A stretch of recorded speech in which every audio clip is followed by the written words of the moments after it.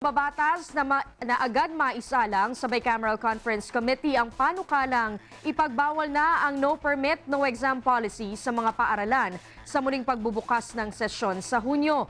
May hataw na balita si Grace Casit.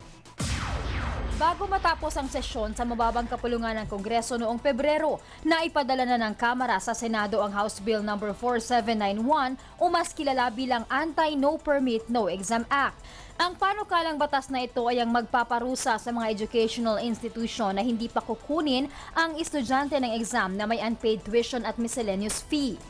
Ayon kay Kabataan Party List Representative Raymond Palatino, bagamat hindi pa na sa batas, naglabas na ng direktiba ang CHED at iba pang institusyon na payagang makakuha ng pagsusulit ang mga mag-aaral kahit may utang pa sa eskwelahan. Gayunman, nais ng kongresista na tuluyang maisabatas ito dahil hindi lahat ng eskwelahan sa bansa ay sumusunod sa direktiba. Kung magiging batas, obligado ang lahat ng paaralan na sumunod.